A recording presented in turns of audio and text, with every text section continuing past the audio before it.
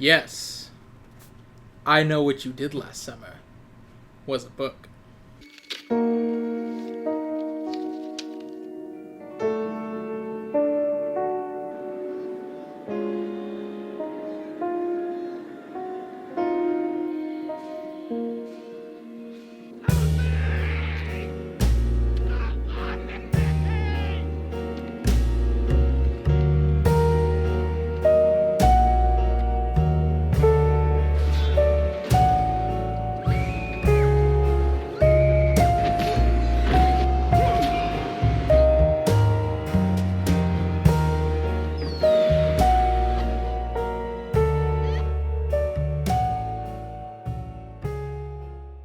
Welcome back to Afrodo Reviews, where we decide, is that movie worthy of the book it's from? Yeah, I think that's a good one. I don't know. I'm still workshopping this, so any feedback's nice. Yeah, any comments is nice after all. If you want to hate me, just do it in the comments, please. But anyways, yeah, cool Afrodo's back. By the way, I recorded the Monk episode well before I lost my glasses, so. I Know What You Did Last Summer was a suspense novel published in 1973 by Lois Duncan. According to Duncan, she originally got the idea from the book while she was making dinner and her daughter, Carrie Duncan, was having conversation with her friend in the kitchen. Both were talking about a boy who they were interested in, with the friend going on an actual date while her daughter, Carrie, was just interested in the boy. However, eventually they both found out they were talking about the same boy. Duncan began to wonder what would happen if the boy had deliberately implanted himself in the lives of the two girls he knew were friends, and if he built up a different personality to present to each of them. Then she later read a story about a hit-and-run accident in the paper, and decided to combine the two plot lines. When the novel first came out, as far as I can tell, the book was largely met with mixed reviews. While many praised the twist of the novel, it was largely seen as a rather basic in both prose and some plotting. On October 2010, Little Brown Publishing Company released an updated paperback cover of the book, which modernized the setting, giving the characters cell phones, changing a number of references from the Vietnam War to the Iraq War, while also updating the characters' clothing and a couple of their slang terms. It was the first of 10 novels to experience such a modernization, though admittedly, I wish they had left well enough alone. Sometimes certain plots work better without modernizations, and this was definitely one of them. In 1997, a film adaptation of the novel was released in theaters. This originally was pitched by producer Eric Feig and given to Kevin Williamson to write. He would retool several of the movie's elements to fit with a modern-day interpretation of the novel, or, well, modern-ish, considering this happened almost 30 years ago now. Originally, the screenplay would be ignored until the success of Scream, in which Columbia would rush out the movie in order to cash in on that success. Casting began swiftly, with producer Stokely Chafin and director Gillespie, Gillespie? I think that's how you say his name, I'm really not sure, looking for actors who were beautiful but likable. For Julie, they wanted an actress who could project vulnerability. For Barry, they wanted someone who would fit the intimidating 6'2" quarterback stereotype, due to how intimidating the character was seen in the novel. For Ray, they sought someone with an everyman kind of quality to him. And of course, for Helen, they went for an actress who could project warmth, but also could come off like a bit of a bitch. Before long, the casting was set. Ryan Philippe was cast as Barry, despite not matching the physical nature they were looking for, and Freddie Prinze Jr. was cast as Ray. Melissa Joan Hart was originally offered a role in the movie, but turned it down because she felt the movie was too much like Scream. When Jennifer Love Hewitt was cast, they initially considered her for the role of Helen, however decided against that and gave her the lead role of Julie. The last of the major cast that was found was Helen, who would eventually be played by Sarah Michelle Gellar. The film was mostly shot in Sonoma County, California's coastal areas, with 7 of the 10 weeks taking place at night, which was noted as extremely difficult for much of the cast and crew. The remaining scenes were shot in Southport, North Carolina, no doubt to give the story the much-needed North Carolina feel. Originally, Gillespie? Again, not sure. Attempted to film the movie with virtually no on-screen blood, hoping to avoid gratuitous violence. The famous scene where Elsa is murdered and her blood splatters across the glass originally was shot from behind and featured no blood splatter, but was changed as Feig felt this was medically impossible. In addition, they retooled some earlier scenes to give a sense of danger to our characters. Max, the first character to be killed by the eponymous fisherman, originally survived in the original script. I kind of repeated myself there. Only to be killed later to establish a greater sense of danger to the major cast. I will admit, I'm not sure what the plan would have been for him otherwise. Maybe to serve as a red herring? During the summer of marketing, Columbia was hit by a lawsuit by Miramax due to their marketing strategy. You see, the original marketing campaign advertises the movie as from the creator of Scream. Miramax argued this gave the audience the false impression that Wes Craven, who directed Scream, was responsible for the movie. It was only after the weekend debut on October 17, 1997, that a federal judge slapped Columbia with an injunction, ordering them to remove the claim from advertising, which ironically was already in progress as Williamson had seen a poster and asked Columbia to remove it by then. The reception to the I Know What You Did Last Summer movie was, well, kind of amazing. The film was made on a $17 million budget, and its opening weekend made back around $16 million, ranking as the #1 movie in both the United States and Canada for the first 3 weeks of its release. In fact, as of 2021, Box Office Mojo has this as the 7th highest grossing slasher film of all time. Critic responses were far less forgiving, though, as it averaged a 41% on Rotten Tomatoes and a 52 out of 100 on Metacritic. The famed Roger Ebert himself gave the movie an only 1 out of 4 stars, claiming that the best shot of the movie is the first shot. Not a good sign. But we're not here to discuss the background of the movie. Let's finally dig into it. How does the movie compare to the book? So we all know how the first part of the movie goes. Even if you haven't seen the movie, you've definitely seen the things that have parodied it.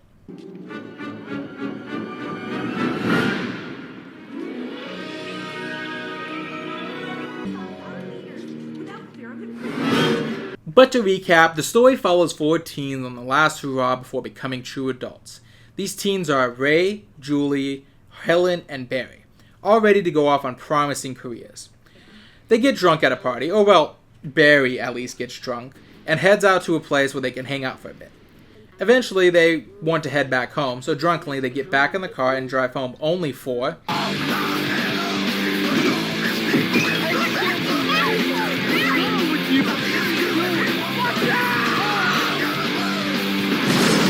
Now faced with the terrifying reality they've hit a man on the road, the teens panic. Eventually they convince themselves not only to never tell anyone about it, but to hide the body to prevent from being found. Stashing it in the car, they drive it to the docks and kick the man from the water, getting a nice jump scare in the process. Then, they make a pact to never speak of this incident again. Or, well, 3 of them do, and Barry literally has to choke Julie out to get her to agree to the pact, while her boyfriend and her best friend just stand there and watch him, doing nothing to stop it. Say it! Come on, you heard it. Great. Despite the fact that I'm pretty sure Freddie Prinze Jr. is quite a bit bigger than Barry. Now, it would have made sense if Barry was actually the 6'2" linebacker he was supposed to be, but I don't know. It feels weird. I feel like if I had to put money on it, Ryan Philippe would be a scrapper, but Freddie Prinze Jr. might win out. Afterwards, we skip forward to 1 year later, where we see Julie has gone off to college and is in constant depressed state at what she did years ago. At her roommate's insistence, she's forced to go back home to see her mother, where we learn she's failing her classes and that her mother is worried about her. But before the scene ends, she gets the famous letter.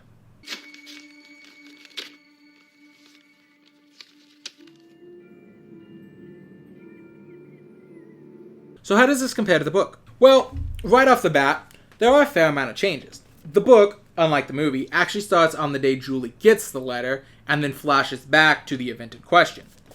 Julie is younger in the book, having just gotten her college acceptance rather than already being in college by the time the present day begins, and has handled the guilt of being involved in a fatal hit and run differently.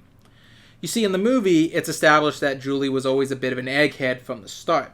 And the change that the accident caused in her was her becoming depressed and neglecting her schoolwork or being unable to properly put herself in her studies. In the book, this is actually kind of, not necessarily, I wouldn't say reversed, but Julie was actually a party girl before the event. and deals with the lingering guilt by throwing herself into studies with single-minded focus, becoming academically perfect in a sense. Funny enough, the mother still asks the same question. Are you on drugs? What? But in the book, it's because her mother knows she should be happy for her daughter's new lease on life and academics. She just can't shake the feeling that something terrible happened that caused this change. That, although she should be happy, a part of her is gnawed with anxiety because Julie isn't who she was. In addition, the actual event is different in a number of ways. Namely, in the book, it's Barry driving Ray's car rather than Ray driving Barry's car. This occurred because the two couples had a coin flip, and Ray won, so he got the ability to sit in the back and smooch on his girlfriend. No one was said to actually be drunk, like Barry clearly is hammered out of his mind, but they had been drinking and smoking pot, so they both worried that if they did go forward after hitting this victim, they would be thrown in jail because the cops would only see it as them driving under the influence, despite neither being fucked up enough that it would actually be that bad, at least as the book presents it. As for the victim, well, for most of the film, they believe the victim to be a man named David Egan. David Egan in the film was a fisherman. Years ago, he caused a fatal accident which killed his fiancée, Susie Willis. We only see him once in the film, where he's getting drunk out of his mind on the cliffs before he supposedly stumbles drunkenly in front of Ray later that night. But in the book, David's a 10-year-old boy. Yeah, in the book, David Egan, I don't think his name is Egan in the book, I'd have to go back and check real quick, but David is a 10-year-old boy who was biking home in the middle of the night after he had a fight with his friend he was staying the night at. When Barry hits him, he panics and refuses to stop, speeding off down the road without stopping, before eventually pulling over at the behest of everyone else, long enough for Ray to call an ambulance. Now, due to this being 1973, I think the original cut had him using a payphone. Though the ambulance managed to get to David and gets him to the hospital, David would later go on to die because of his injuries. This really changes a lot of the context. You see, in the movie, it really is just a case of kids panicking and making a situation worse. But in the book, a lot more effort is put into why they feel this pact makes sense to the kids, as well as never directly, completely laying the blame on them. See, Barry was driving and had just received a full-ride sports scholarship to the college of his choice. Not only that, but Barry is so insistent on the pact in the book because he was the one driving. So he believes that he would suffer the most compared to the others. Ray has to be talked into it because it's his car. And Helen is convinced because, in the book, she's so deeply in love with Barry that the idea of him being sent to jail for this just strikes her really hard.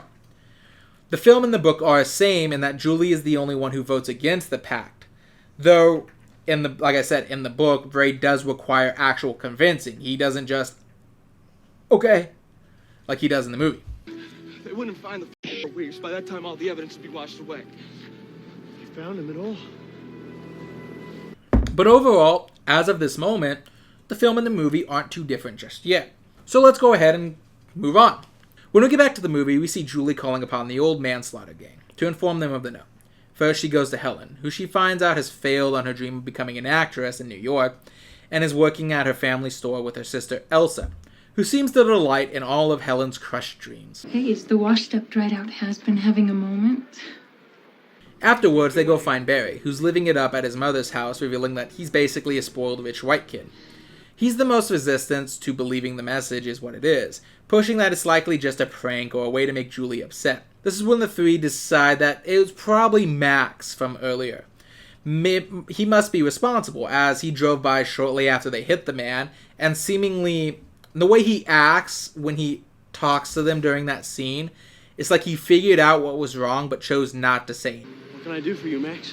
You can wipe that my shit don't stink grin off your face. So they go and confront Max, with Barry bullying Max into stopping it before he's even confirmed that it was actually Max who did it. Now, we get a bit of dramatic irony here because we learn very quickly that Max is not the person who sent this note because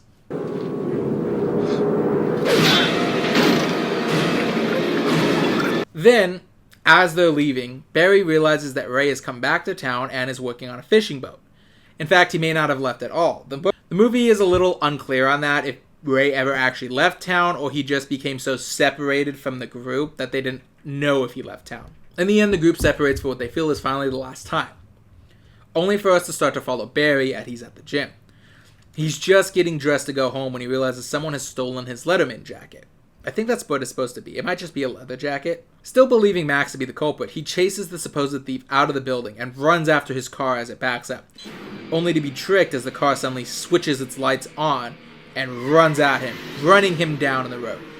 Barry is left helpless and hurt as the fisherman approaches him, standing over his body menacingly with a fish hook. Only to let him go, since the next scene is when he's at the hospital telling the others of what happened. So, let's cut back to the book. How does the book go? Well, this is officially where the book and the movie just become two completely different stories. Yeah, the initial section of the movie might trick you into thinking you're seeing a more faithful adaptation of the work, but at this moment, or more accurately at the moment when Max dies, you know that the book and the movie couldn't be more different. Because you want to know something really funny about the book? No one dies in this. Wait, what?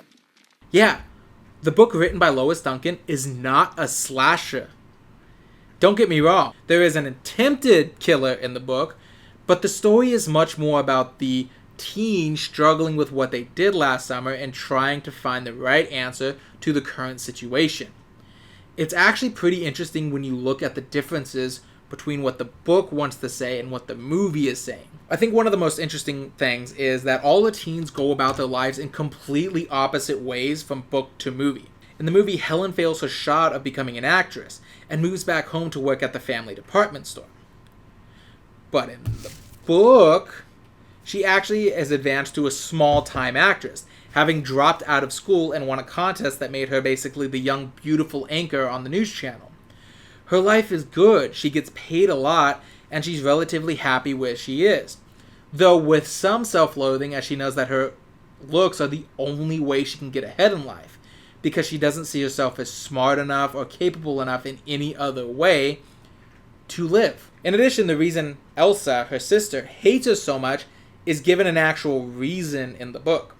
In the movie, Elsa is just kind of sort of a bitch who enjoys rubbing in Helen's failures for no other reason than to do it. Like, it goes beyond sibling teasing and more like, I hate you so much. Like, legitimate hatred.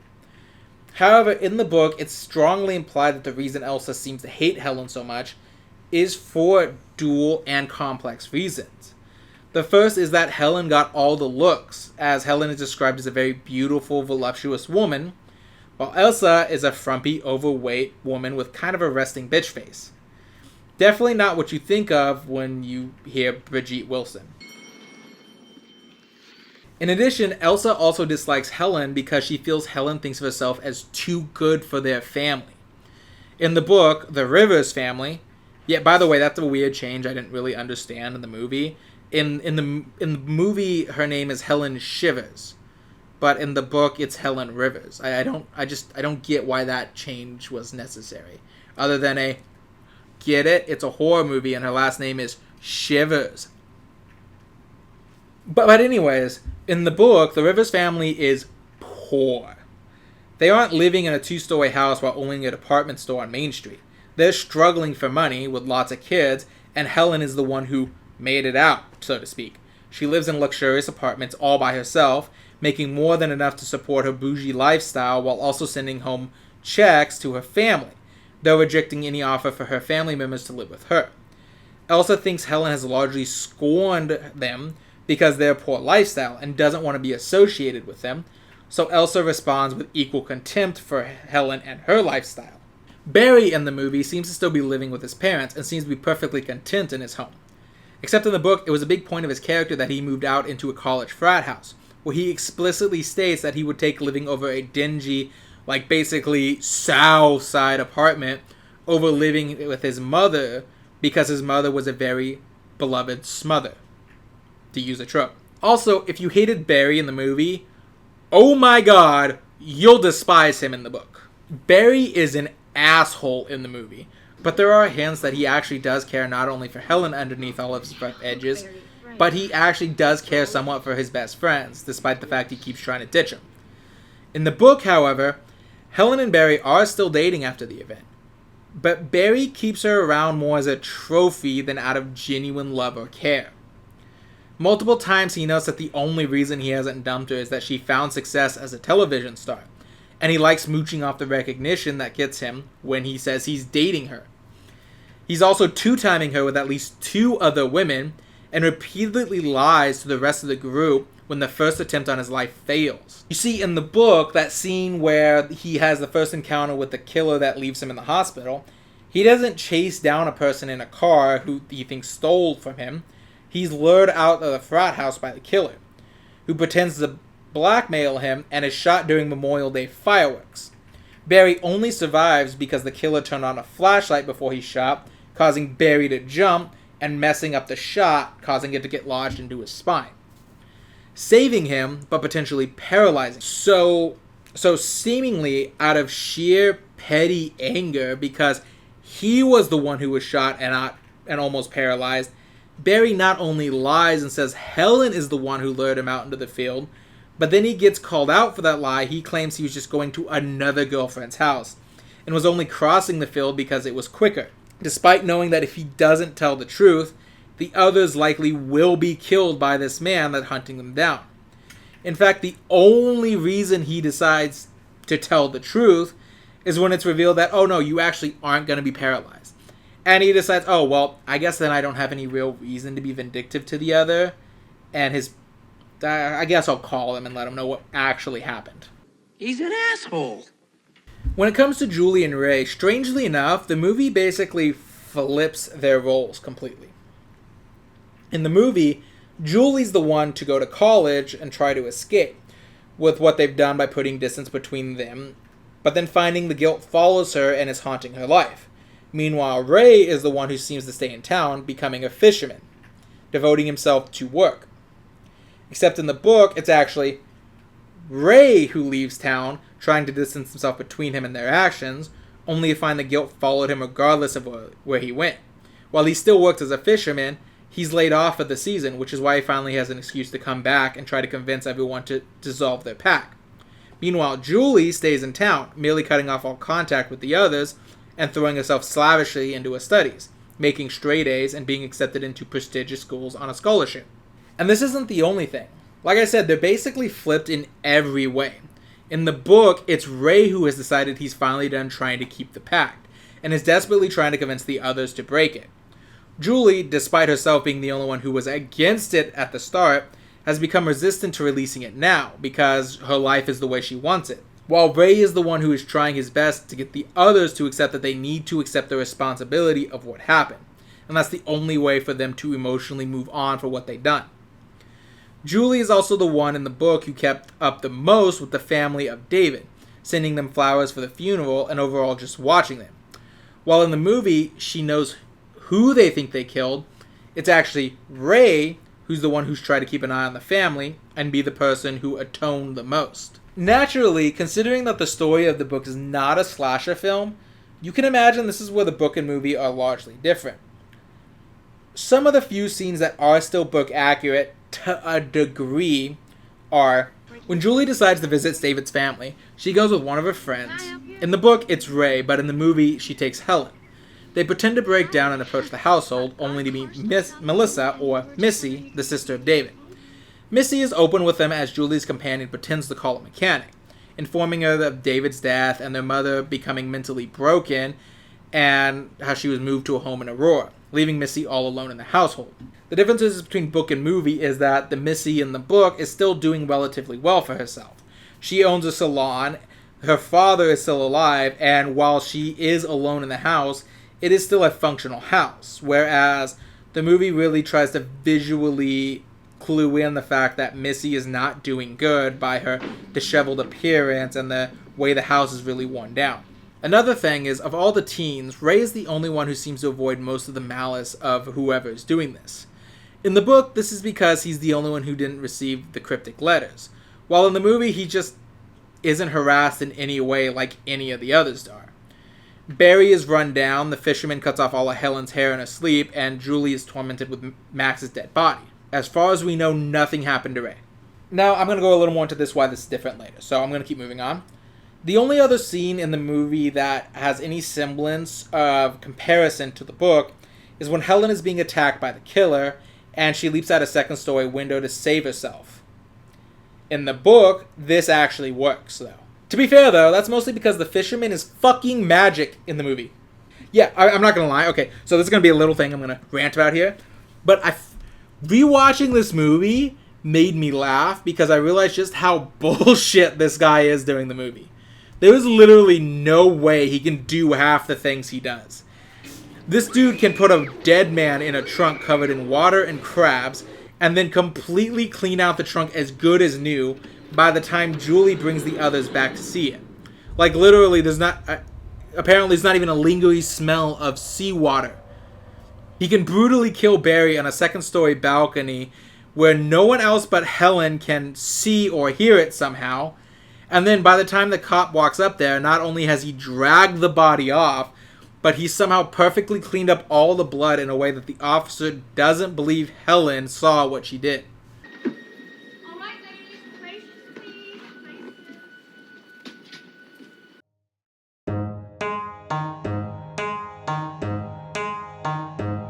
And this is because the motherfucker teleports. Honestly, this is one of the worst instances of a slasher who never goes faster than a walk, somehow always outpacing the sprinting protagonist. This scene right here is such bullshit on many levels. First of all, why did you turn around, Helen? What benefit was there? The parade is right there. Go into the street and then turn around, you dumbass. Secondly, how did he get there? Helen jumped out of a second-story window and is sprinting through an alleyway to get here. The fisherman did not. So how the hell did he not only beat Helen there, but then appear in front of her without so much as a noise in that brief 2 seconds she turns around? This isn't the only time he does this, by the way. Literally the scene where Helen is fleeing. This guy is literally right behind her as Elsa is unlocking the door. But the second Elsa actually opens the door, the dude is gone. Vanished. He turned invisible or something.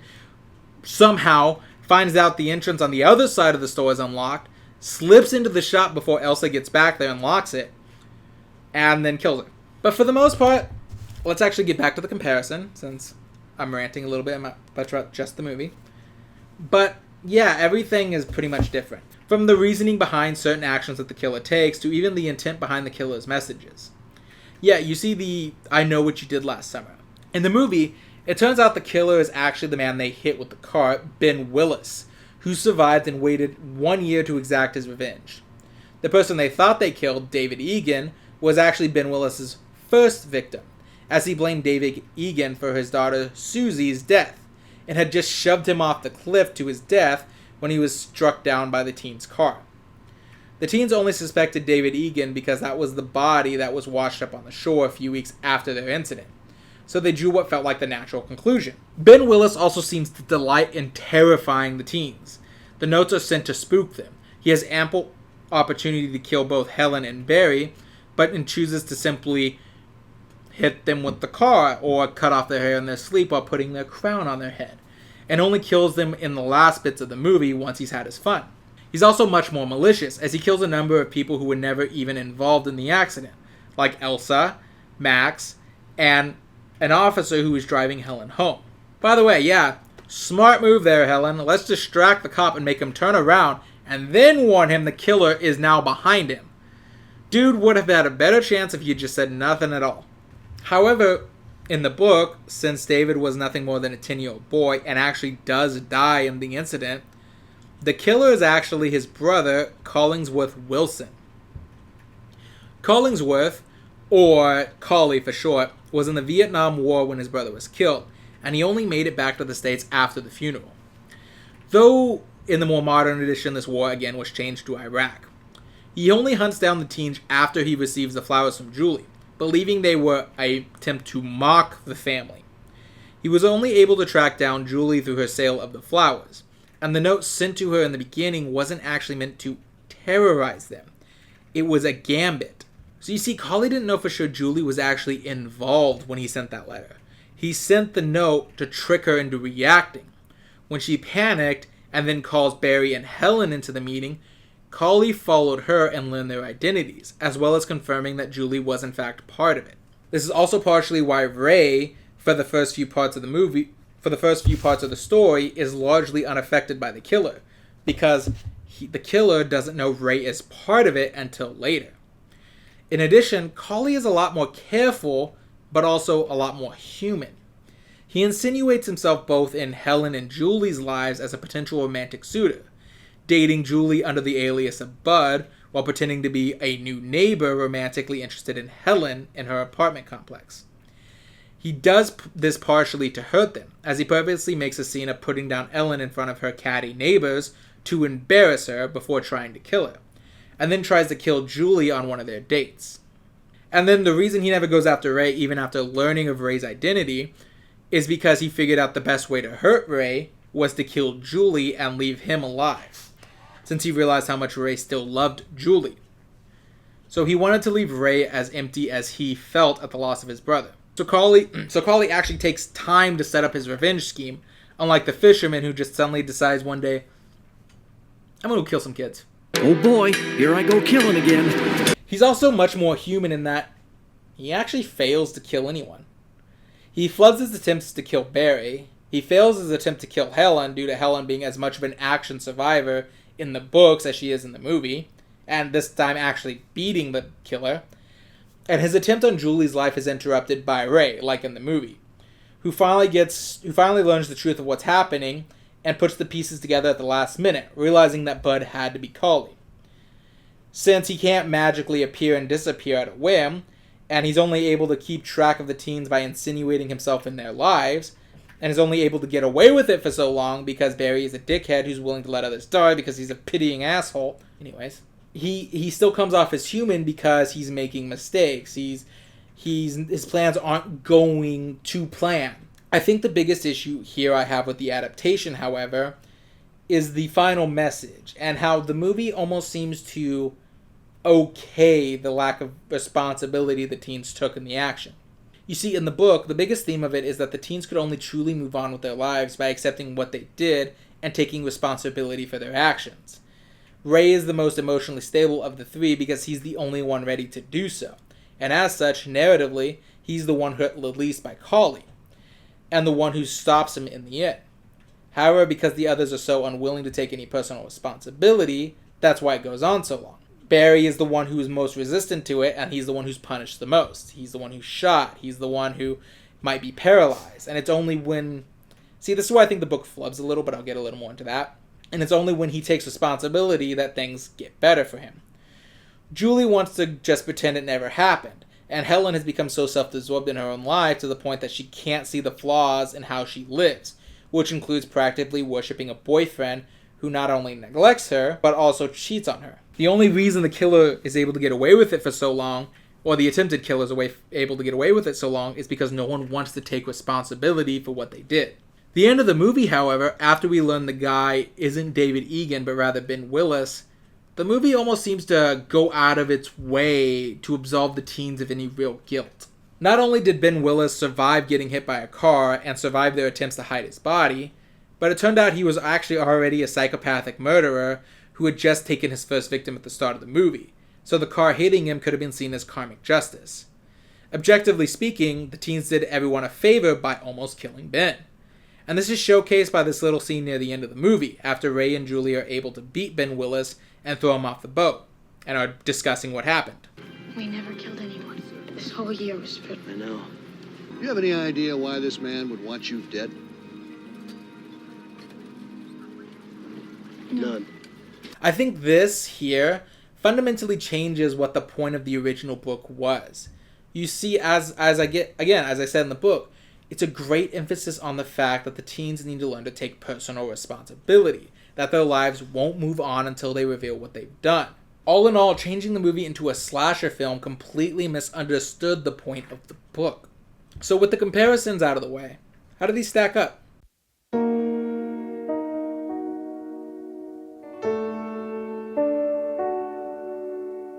Talking about I Know What You Did Last Summer as a movie is a rather interesting topic. It's one of the classic slasher films, not only well remembered years after its debut to the point that the franchise is still breathing 20 years later. It's no coincidence that this video is coming out about the same time as the new movie, but it's been parodied and referenced by so many other films and TV shows that you probably know some of the plot points even if you've never seen the movie. And yeah, I'll be honest, there is some fun to be had in this movie as you watched it. Characters like Julie and Helen are fun to watch, likable enough that you're genuinely worried about what happens to them. And even Barry near the end gets enough about him that you don't really want to see him hacked to pieces, so you can feel a little sad when you do see him die. The end of the film feels like a genuine triumph over evil, though like all slasher films it has to end with a, but did they really beat the monster?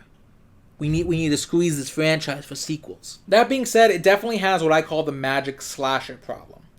I know it's been a running joke, but there's a reason everyone who's seen a slasher film laughs at the fact that the big bad never goes faster than a brisk walk, somehow outpaces teenagers sprinting around at full speed.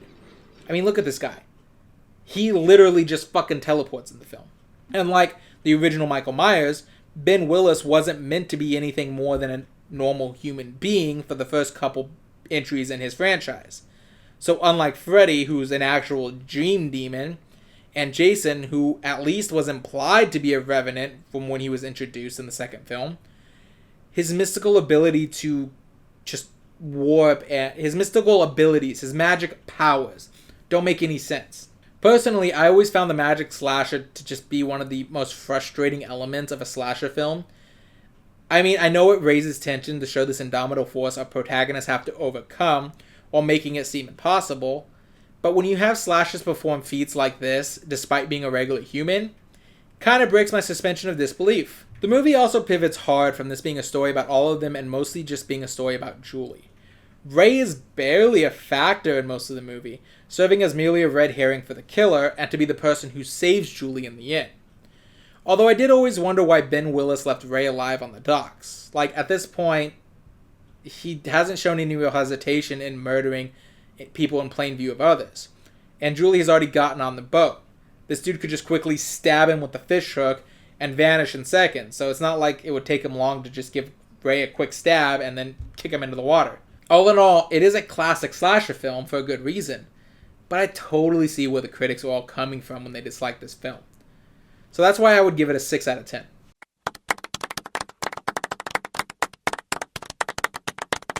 And that's just what it says on the tin. It's a guilty pleasure. I acknowledge that it's a kind of a dumb film, but yeah, it's still kind of one I'd watch every so often because it's fun to watch. But what about the book?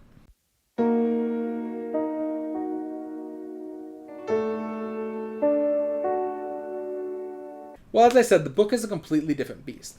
This is not a slasher story, but it's rather a story about dealing with lingering regrets and ensuring the need to take responsibility. It's a character study more than anything. In the book, it's a lot more neutral on the act the teens committed, as while they definitely did hit and kill a kid, there are a number of factors in the book to hint that they aren't completely at fault. The kid was riding home in the middle of the night, past midnight. He had no reflectors on his bike, and he was on a looping mountain road. Yet, it never fully takes the blame off them either, as Barry definitely is in the wrong for driving too fast, and they did leave the kid there without going back to help him, delaying calling the ambulance simply to save their own hides. Though it never confirms nor denies if they had called the ambulance right then and there if it would have saved David. There's no, he got to the ambulance a minute too late. The choice of who the villain is, though in the book it is a little hard to call him that, is also much more satisfying. The way he insinuates himself in both Helen and Julie's lives could only really work in the book format, since it's a matter of name changes that keeps us from knowing Collie and Bud are the same person. Something that I think would be super obvious in quite literally every other form of media you could tell the story in. He also just is kind of human. His plans don't work out, and while he is a threat, he's still mostly just a guy who's grieving over the loss of his little brother and sees these teens going about their lives with no consequence. I would say, though, that the biggest sin of this book is largely that it's kind of boring. Like I said, since it's largely just a character study, we have a lot more of our characters sitting around and talking, or them exploring the various dynamics they have with people in their lives. It's a rather short read, about only 200 pages long.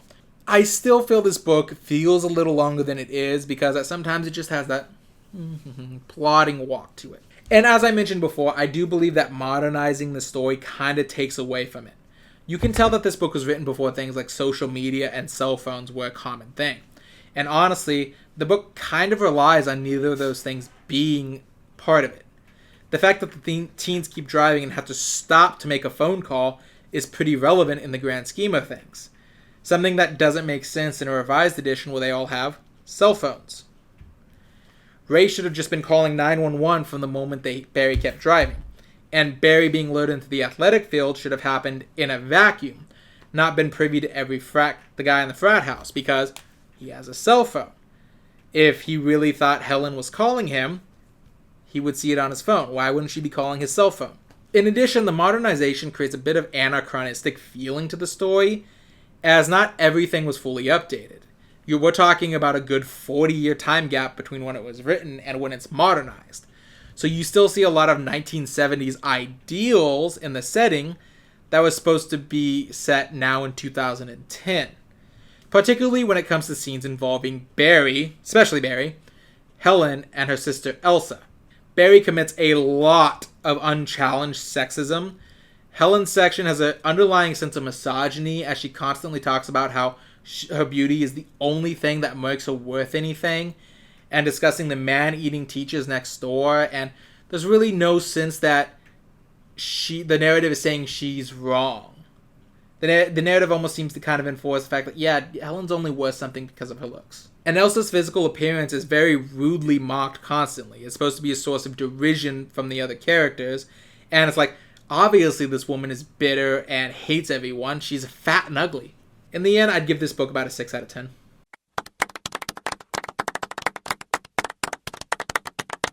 But that brings up the question, how does it work as an adaptation?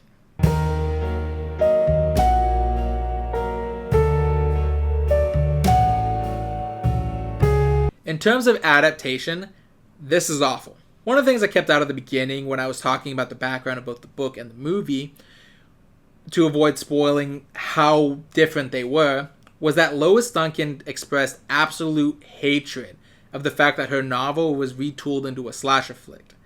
She apparently abhors violence and hates how they changed her ultimate twist. Though, as I said, I imagine this would have been pretty much impossible to do in anything but a novel.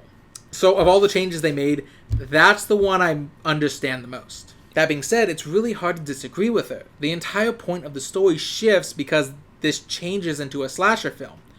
And again, I think this really showcases in how the movie okays their lack of personal responsibility, while the book is the one pushing for the fact that they need to take responsibility.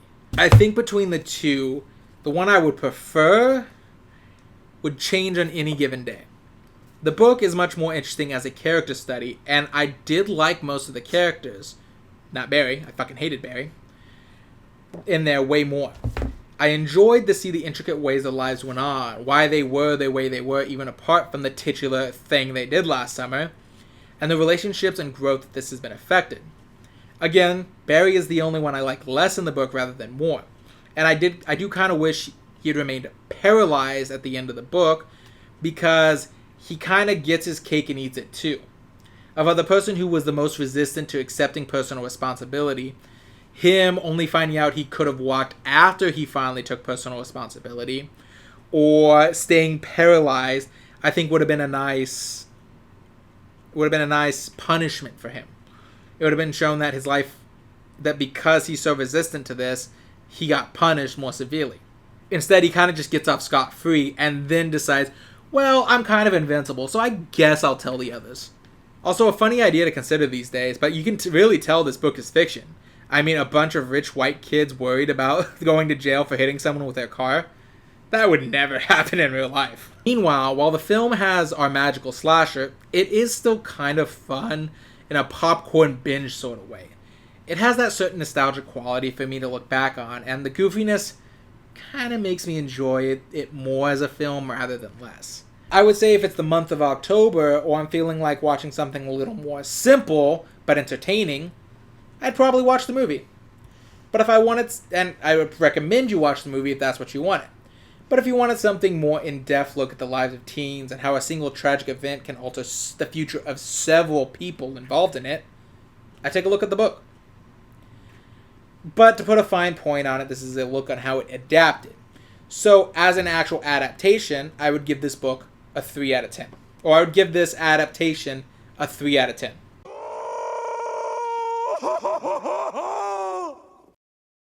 And it only gets a 3 out of 10 because because you can still see semblances of what the book was in the movie. I just think it misunderstood the core theme of the book when it was turned into a slasher film. Hell, I think it could have worked as a slasher film if you made it a point to show that them taking responsibility was the way to stop the slasher. Maybe it's only when Helen tells the cop what happened that the cop is able to figure out what's going on. Or it's only when Julie tells someone what she did that, yeah, no, actually it does kind of do that, but in a very understated way. It's only when Julie tells Missy what she thinks she did that she's able to learn that the killer is not David Egan, but rather Ben Willis, who's hunting them. Or at least kind of, because she still thinks it's Ray after learning that Ben Willis is technically still alive. Ben Willis is the person they hit. So, in any case, with all that being said, it's fine separately, but when considered as an adaptation, it's terrible. So, I hope you guys enjoyed this thing. This one was a little more rambly, I admit, but in terms of actually reviewing it, there wasn't much I could compare it to.